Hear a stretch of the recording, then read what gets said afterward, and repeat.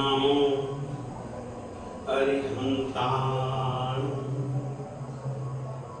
नामो सिद्धाणं नामो आयर्याणं नामो उवज्झायाणं नामो लोए सब्बसाहूणं येषु पंच नमोकारो सब्ब पापनाशनो मंगलाणं च सब्बेषु परमं हवहि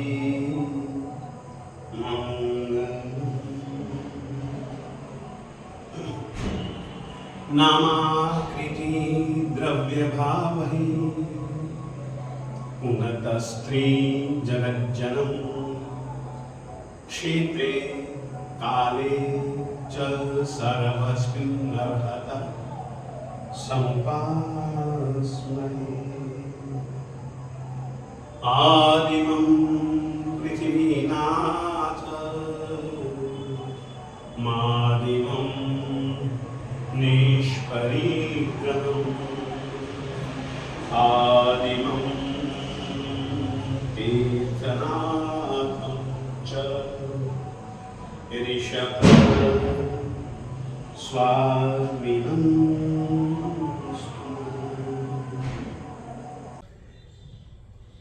चाहे तीर्थंकर भगवंत हो, चाहे अवतारी हो, चाहे ऋषिजन हो, चाहे कोई चिंतक हो, उन्होंने आत्मा की कई पर्यायों के विषय में विचार रखा है। हर एक जीवन की उन्होंने विशेषताओं का, बारीकियों का अध्ययन प्रस्तुत किया है, वस्तुओं का, पदार्थों का, संयोगों का। मगर उन्होंने इतनी बात तो कही ही कही है कि अगर कोई श्रेष्ठतम जीवन है तो वह कोई देवता का नहीं, किसी पशु पंछी या शूद्र कीट पतंगों का नहीं, त्रियंचों का नहीं और न ही नारकियों का। अगर कोई श्रेष्ठतम जीवन है तो वह है मानव जीवन। कारण केवल इतना है, देवी देवता लोग पुण्यशाली हो सकते हैं, उनकी रिद्धि सिद्धि समृद्धि, उनकी शक्तियां बहुरूपिणीय हो सकती हैं, परंतु बहुत न्यूनता भी उनमें पाई जाती है। ऐसे ही त्रियंचों में, ऐसे ही अन्य गति संबंधी, जीव योनि संबंधी पर्यायों में, परंतु उनमें सबसे बड़ी कमी एक तो है ही कि वे उस पर्याय में रहते हुए कर्मों का सर्वथा क्षय नहीं कर सकते। हो सकता है पुण्य को ज्यादा बांध लें, पाप कम बांधें, परंतु पाप और पुण्य कर्म का सर्वथा क्षय करने के लिए जो श्रेष्ठतम किया जाना चाहिए, किया जा सकता है, वह मात्र मानव भाव में और सचमुच में अपन लोग देखें, उन संयोगों की कल्पना करो जिन संयोगों में व्यक्ति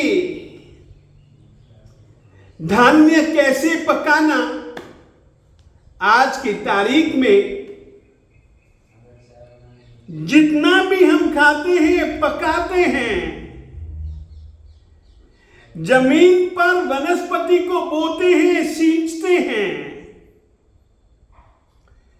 इत्यादि जो कुछ भी खाना पीना बनाना, वो सिखाने वाले यदि कोई थे तो परमात्मा श्री ऋषभ देव जी ही थे। उन्होंने सभी प्रकार के लौकिक व्यवहार, पढ़ना लिखना पढ़ाना, किस किस प्रकार के किसी भी प्रकार के उपद्रव हो, उन उपद्रवों में से कैसे बाहर आ जाना, किस प्रकार से स्वयं की या दूसरों की सुरक्षा करना इत्यादि प्राकृतिक प्रकोपों से किस तरीके से सावचेत रहना इत्यादि बहुत कुछ जीने के लिए चाहिए। वो सब कुछ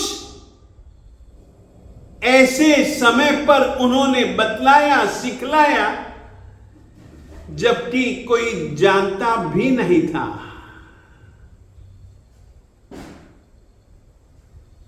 और उस अज्ञानतापूर्ण स्थिति का कारण अब मिट चुका था।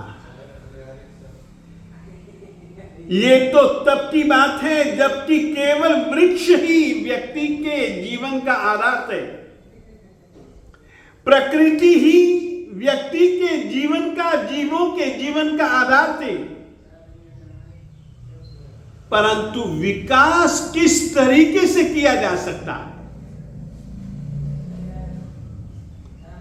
किस तरीके से उत्तरोत्तर परिष्कार किया जा सकता है, किस तरीके के संस्कार हमारी आत्मा में होने चाहिए, एक व्यक्ति को गृहस्थी के रूप में किस रीति से जीना चाहिए, खुद के लिए भी, दूसरों के लिए भी, दूसरों के साथ में कैसे जीना, कैसे व्यवहार करना, ये सब कुछ सिखाने वाले देवादिदेव परमात्मा श्री ऋषभ देव स्वामी जी। कारण केवल इतना है कि वे मानव थे, जिस समय जन्मे उसी समय से ही उनको अवधि ज्ञान की प्राप्ति थी, और अवधि ज्ञान के कारण से वे पीछे के जीवन में क्या क्या कैसे कैसे उन्होंने किया और कैसे वे जीते थे, दूसरे भी उनके साथ में कैसे जीते थे, वे सब कुछ जान सकते थे। इस शक्ति का उनको भरपूर भरपूर भरपूर लाभ मिला। उन्होंने अपने उसी ज्ञान से जान करके और इसके अतिरिक्त इंद्र का भी समय समय पर देवादिदेव परमात्मा श्री ऋषभ देव स्वामी जी को भरपूर सहयोग मिला। इंद्र के सहयोग से, देवी देवताओं के सहयोग से, अपने अवधि ज्ञान से उन्होंने, जिस समय व्यक्ति किसी भी प्रकार का व्यवहार नहीं जानता था, केवल एकमात्र युगलिक व्यवहार ही प्रचलित था, उस समय परमात्मा ने समय के साथ होते हुए परिवर्तनों को देख करके और भविष्य में क्या क्या क्या क्या हो सकता है, मात्र लोकोपकार की भावना से देवादिदेव परमात्मा ने मानव संस्कृति के बीजों को उस समय व्यक्ति की आत्माओं के लिए आत्माओं में बोया बोया बोया, सिंचा। ये काम लोकोपकार की दृष्टि से, लोकोपकार की अपेक्षा से उस समय जीते हुए भविष्य को जान करके, भविष्य के संयोगों को समझ करके और उस समय क्या क्या चीज उपयोगी हो सकती है, वो मानव संस्कृति के रूप में उन्होंने सभी प्रकार के भावनात्मक गुणात्मक बीजों को बोया। इस रीति से परमात्मा राजा थे, आदिमम पृथ्वीनाथम, पहले राजा थे और मानवीय और राजा के रूप में रहते हुए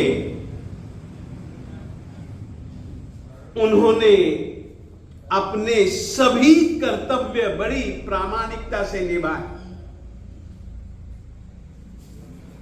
राजा बने तो साम दाम दंड नीतियां उन्होंने प्रचलित की। व्यक्ति का मानसिक विकास, बौद्धिक विकास, शारीरिक विकास,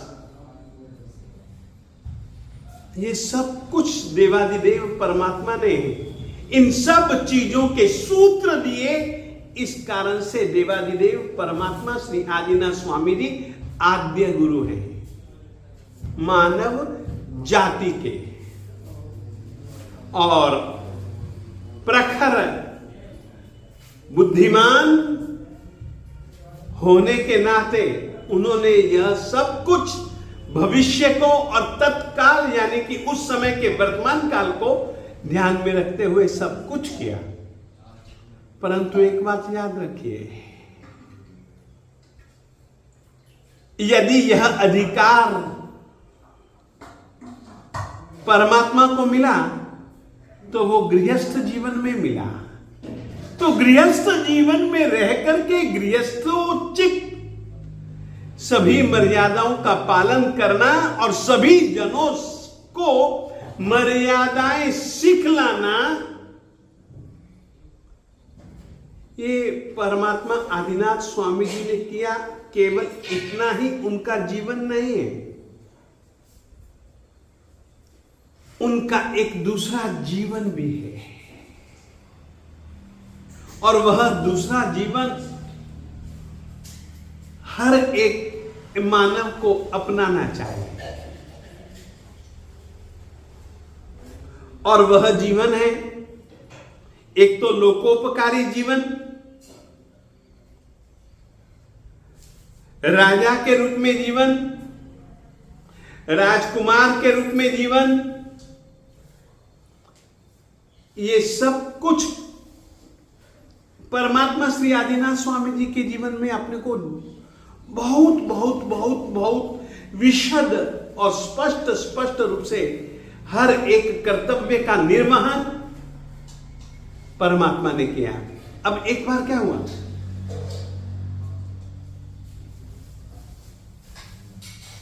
वसंतोत्सव आया। उस समय वसंतोत्सव को मनाने के लिए विनीता नगरी के बाहर एक बहुत बढ़िया और बहुत बड़ा विशाल एक बगीचा, वसंतोत्सव मनाने के लिए आनंद प्रमोद पूर्वक वसंत ऋतु को मनाने के लिए वसंतोत्सव मनाया जा रहा है। बगीचा बहुत है, कई कई कई कई कई कई कई कई कुंज हैं, सरोवर हैं, कई कई वृक्ष हैं। लगभग उस बगीचे में सभी ऋतुओं में फलने फूलने वाले पेड़ पौधे लगे हुए हैं। सब शहर वाले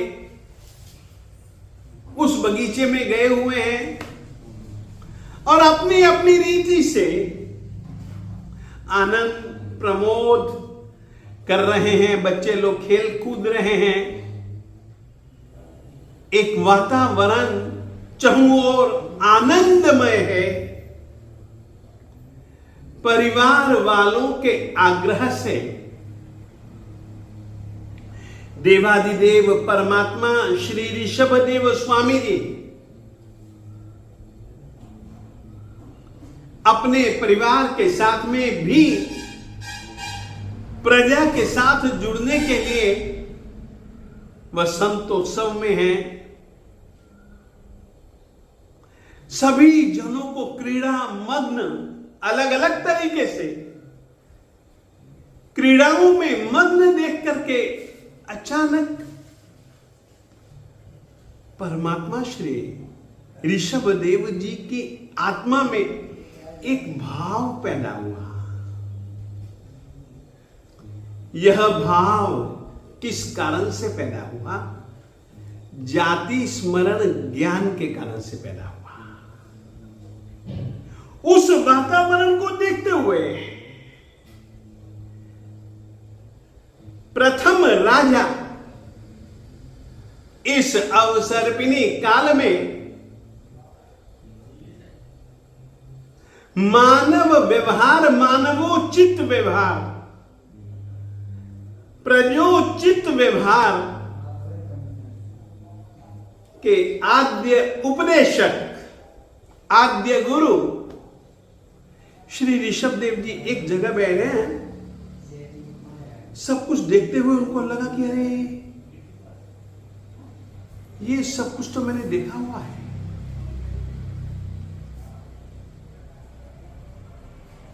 ये जो कुछ भी है हो रहा है ना, ये सब इंद्रियों के विषयों का भोग उपभोग अलग अलग रीति से, ये सब मैंने भी किया हुआ है। कब, कहां, कैसे?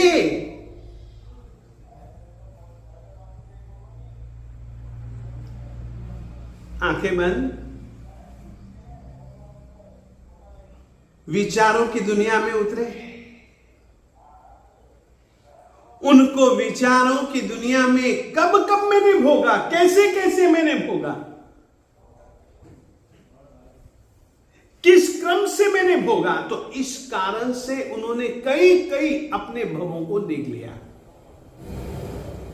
और पिछले भवों में वे क्या क्या बने थे, कैसे कैसे उन्होंने भोगों को भोगा था। केवल गृहस्थोचित ही नहीं, साधु जनोचित मर्यादाओं का पालन भी उन्होंने कैसे कैसे किया था। किस तरीके से वे अपने पूर्व भवों में तीर्थंकर के पास में दीक्षा लेते हैं और किस तरीके से श्रवणोचित साधना में तप, साधना में ध्यान, साधक जीवन जीते हैं, वो भी सब उन्होंने जान लिया।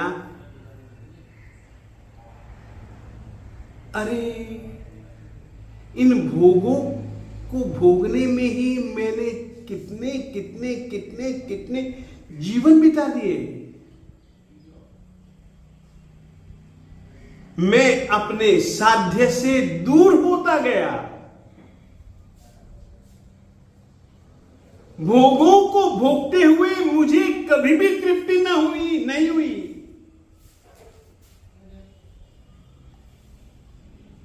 नहीं नहीं नहीं, मैं अपने इस जीवन को व्यर्थ नहीं गवाऊंगा। मैं जरूर साधु बनूंगा। अभी तक तो मैंने जितने भी कर्म किए उसमें मर्यादाएं हैं। धर्म अंशात्मक है। अब मुझे पूर्ण रूपेण धर्म को जीना है।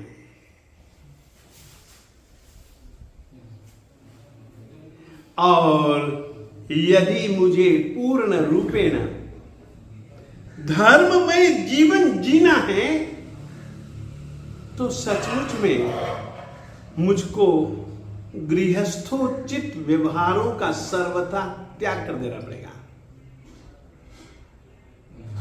परमात्मा ने अवधि ज्ञान के माध्यम से पूर्व जीवन में भोगे गए, कई कई भवों में भोगे गए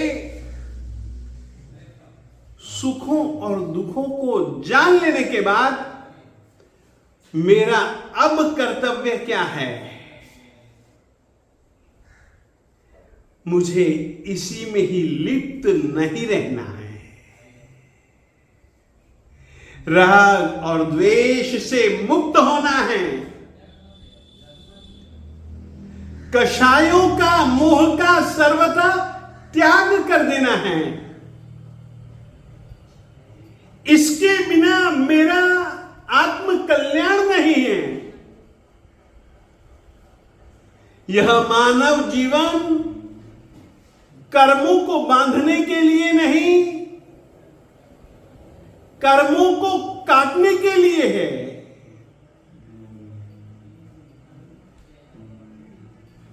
मन में निश्चय किया,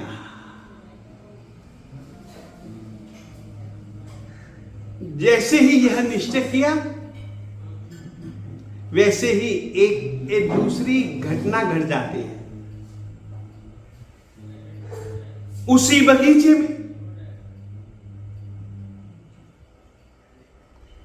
नव आत्माएं आती हैं।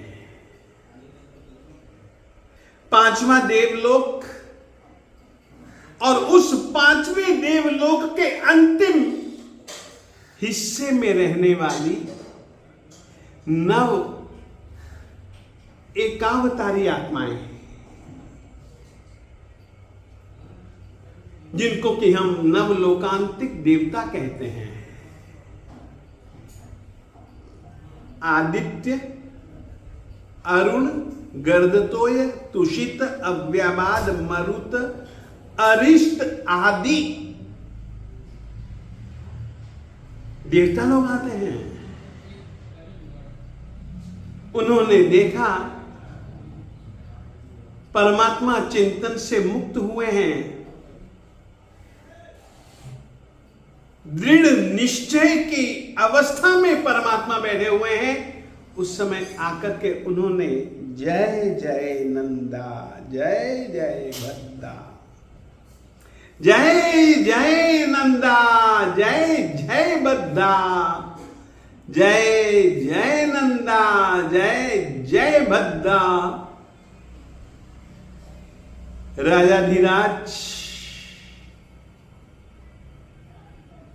श्री ऋषभ कुमार की जय हो, जय हो, जय हो। साहब,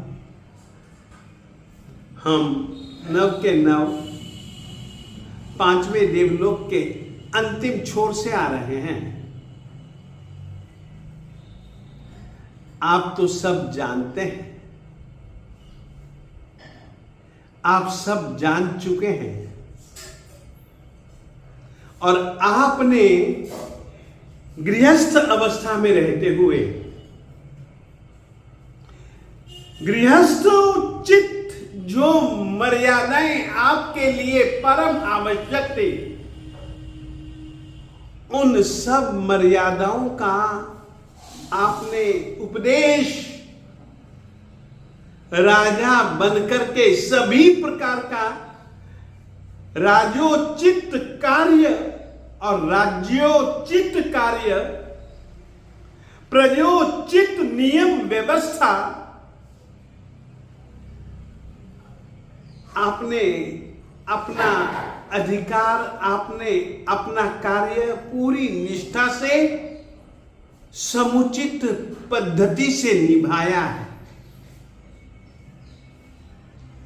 अब साहब जिस तरीके से आपने अकर्म में से कर्म युग में लोगों को स्थापित किया, अब साहब इसी तरीके से धर्म युग को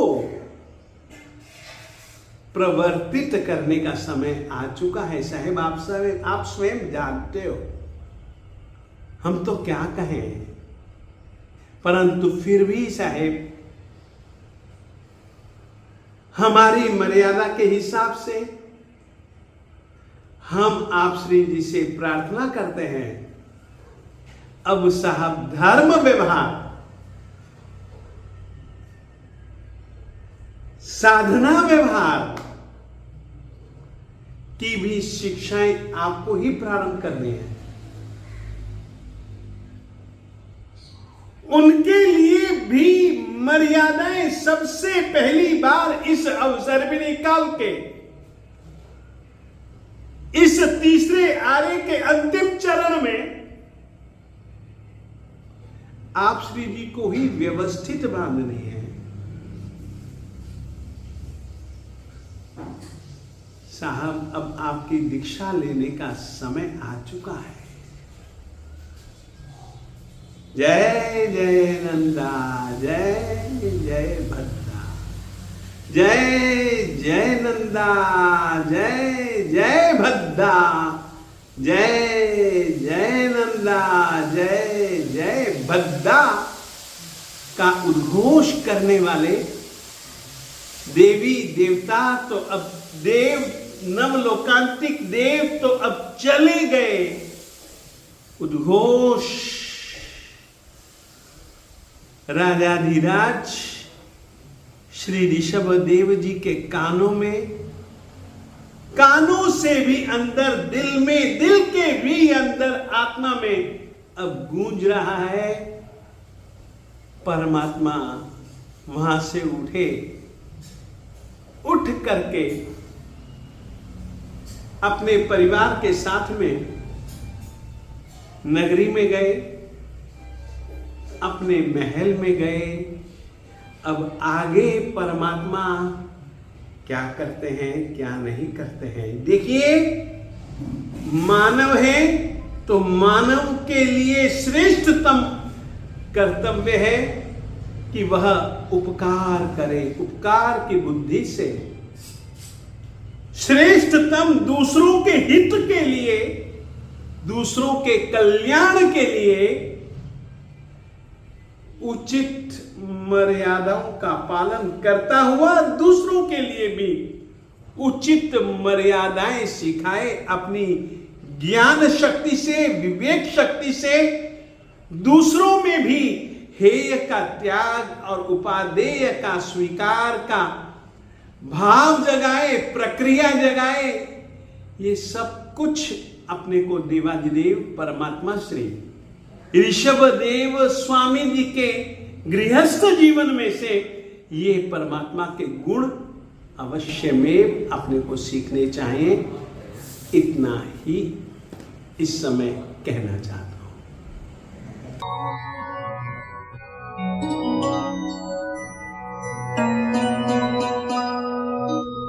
प्रभु वीर जिनंद दयाल लाल, प्रभु वीर जिनंद दयाल लाल, मुझे नजरे भाल मैं हूँ जिहाल, प्रभु वीर जिनंद दयाल लाल।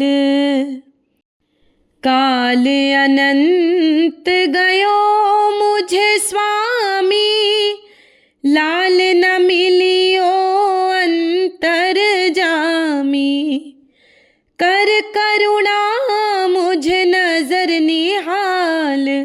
प्रभुवीर जिनंद दयाल लाल। एक इंद्री बेइंद्री भमियो, ते इंद्री चौ इंद्री सलियो। जहाँ हुओ मैं हाल बेहाल, प्रभुवीर जिनंद दयाल लाल। पुण्य उदय पंचेंद्री पायो, मिथ्यात्व में समय गुमायो। कीनो नहीं जरा तुमरो ख्याल, प्रभुवीर जिनंद दयाल लाल। जिम तिम करी गुरुदेव पिछान्यो, धर्म राधन में चित्त आन्यो। कीजे सहाय किंचित कृपाल, प्रभुवीर जिनंद दयाल लाल।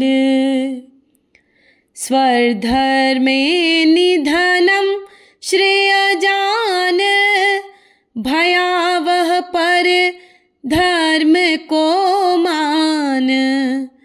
टूटे तब सब कर्म जंजाल, प्रभुवीर जिनंद दयाल लाल। आत्म लक्ष्मी हर्ष मनावे, पर घर छोड़ निज घर में आवे। लेवे वल्लभ निज नाल संभाल, प्रभुवीर जिनंद दयाल लाल। मुझे नजरे भाल मैं हूँ जिहाल, मुझे नजरे भाल मैं हूँ जिहाल। प्रभुवीर जिनंद दयाल लाल। शिवमस्तु सर्वजगतः, परहितनिरता भवन्तु भूतगणाः। दोषाः प्रयान्तु नाशम्, सर्वत्र सुखी भवतु लोकः। सर्वमङ्गलमाङ्गल्यं सर्वकल्याणकारणं, प्रधानं सर्वधर्माणां, जैनं जयति